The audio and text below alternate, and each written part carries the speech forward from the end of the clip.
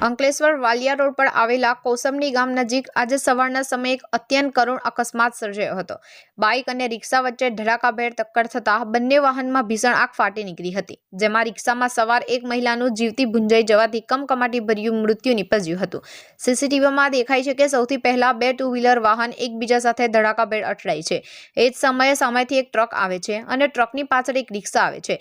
રિક્ષા ચાલક બ્રેક મારતા જતા કાબુ ગુમાવી દે છે અને રિક્ષા પલટી મારી दूर फंगाड़ो जाए छे, ज्यारे टू व्हीलर पण फेंकाई जाए छे। रिक्शा साथेथी जोरदार टक्कर बाद अचानक भयानक आग भभूकी उठे छे।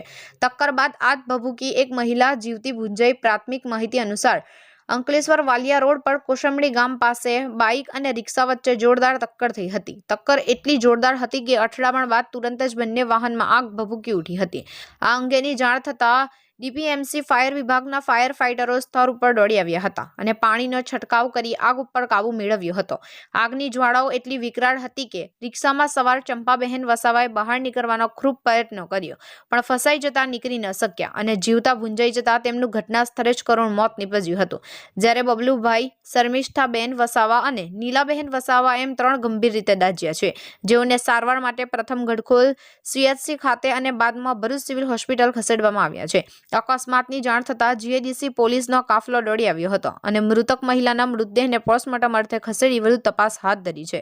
किरण सिंह बोल रहा हूँ, मातंगी पंप पे जॉब करता हूँ। उधर से टर्न मार रही बाइक पंप की ओर, उधर से गाड़ी आई और चपेट में आ गया रिक्शा, तो एकदम आग लग गई। हम दौड़ के गए थे तो 3 आदमी को निकाल पाए, स्पीड में फायर लेके गए, आग बुझाया, एक आदमी नहीं निकल पाया। उन्होंने जबरदस्ती बहुत निकाला था तो 3 आदमी निकाल पाए जले हुए। अपना प्रयास था, सब बाटल को खत्म किया, सबको निकाला धीरे धीरे, पर एक नहीं निकल पाया।